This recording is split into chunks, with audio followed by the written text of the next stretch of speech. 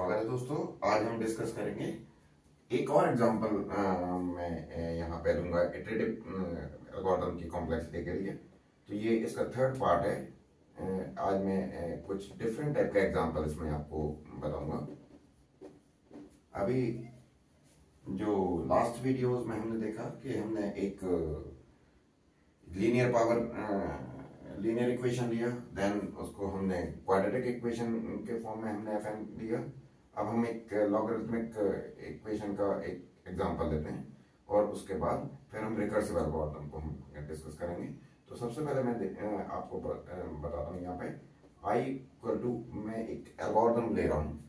इसमें एक piece of code मैं यूज करूंगा। तो मैंने ये लिखा i equals to 1 for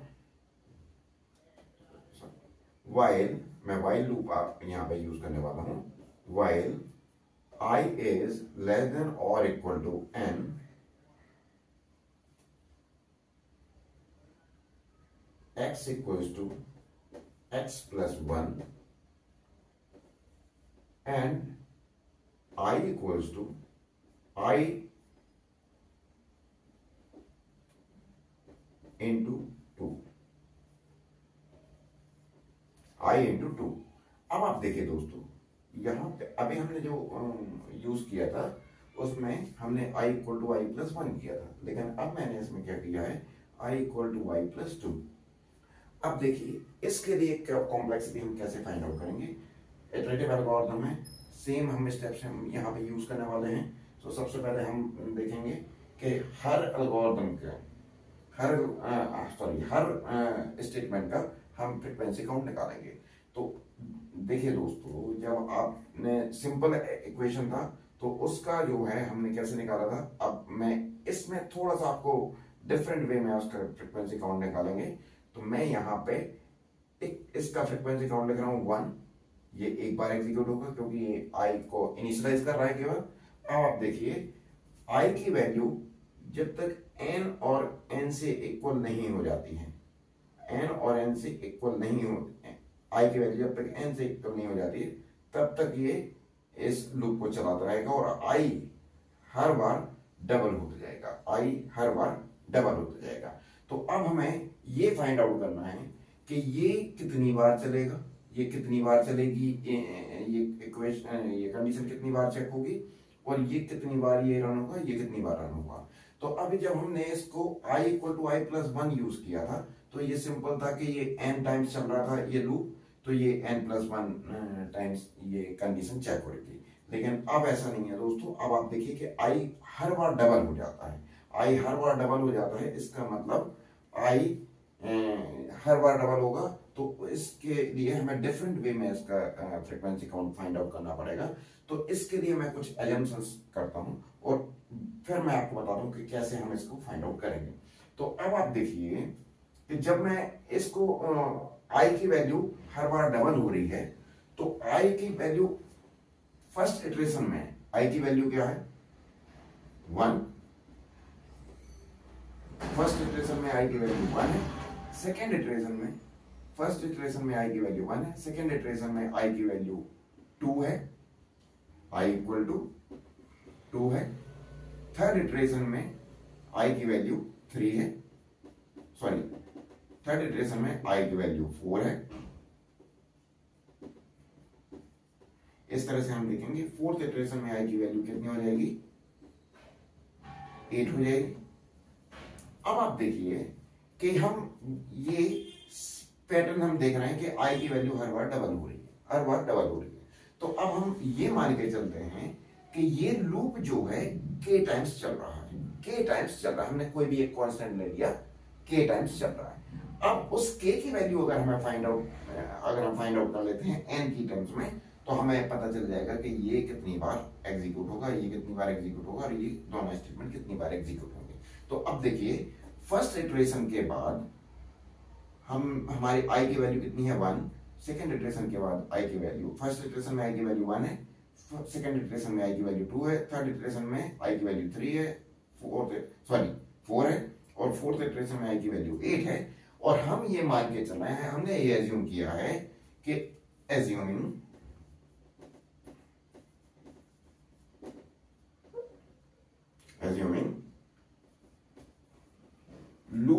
this while loop is running and k times, while loop is running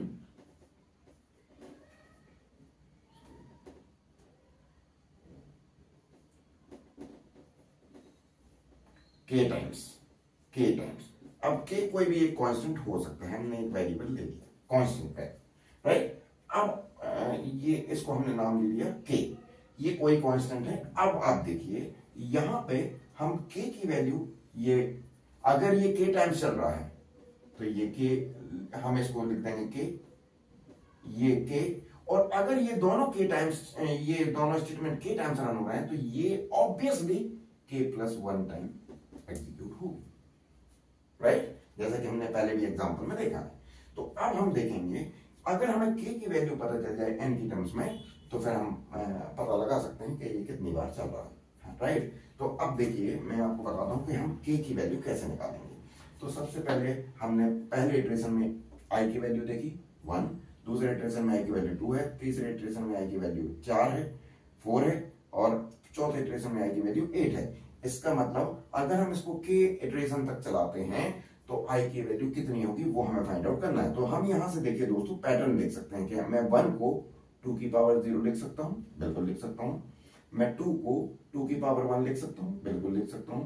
मैं 4 को 2 की पावर 2 लिख सकता हूं। मैं 8 को 2 की पावर 3 लिख सकता हूं।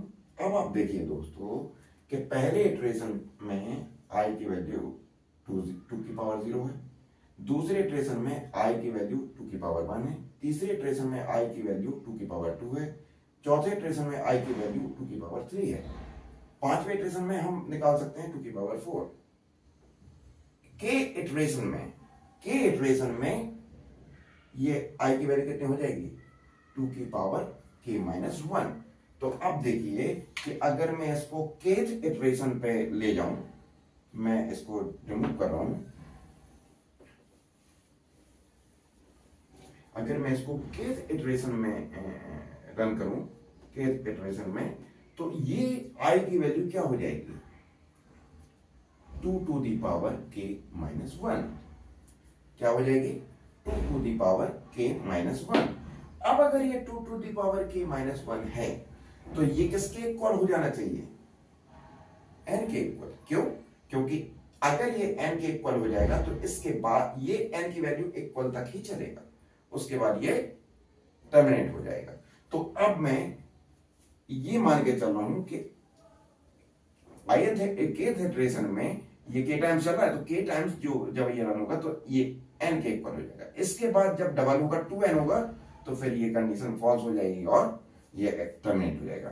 तो फिर हम इसके लिए अब आप देखें कि हमने केथ इटरेशन में i की वैल्यू हमने कितनी निकाली 2 टू दी पावर k-1, जो कि किसके इक्वल होना चाहिए n के इक्वल होना चाहिए।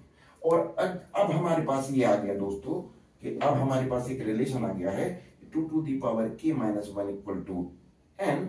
तो k-1 equal to log of n base 2, log of n base 2, और k equal to log of n base 2 plus 1। अब आप देखिए दोस्तों हमें k की वैल्यू मिल गई है, हमें क्या मिल गया है k की वैल्यू मिल गई है। अब हम जब हमें k की वैल्यू मिल गई तो फिर हम यहां जितनी बार हमने k लिखा है उतनी बार हम उसकी जगह क्या लिख देंगे log n base 2 प्लस 1। तो यहां पे देखिए दोस्तों क्या होगा कि अब ये स्टेटमेंट आपका k टाइम्स चल रहा था तो ये कितनी बार चल रहा है, हमें इसका मतलब है log n base 2 प्लस 1। ये स्टेटमेंट आपका k टाइम्स चल रहा था तो ये भी हम लिख सकते हैं log n base 2 प्लस 1। और ये कंडीशन जो है k+1 टाइम्स रन हो रही है, k+1 टाइम एग्जीक्यूट हो रही है, तो फिर हम क्या लिख सकते हैं log n base 2 प्लस 1। तो ये अब देखिए हमारे पास सारे स्टेटमेंट का फ्रीक्वेंसी काउंट n की टर्म्स में आ गया है। तो अब हम इन सारे फ्रीक्वेंसी काउंट को ऐड कर देंगे और हम Fn की वैल्यू निकालेंगे। तो Fn क्या हो जाएगा? Fn क्या हो जाएगा?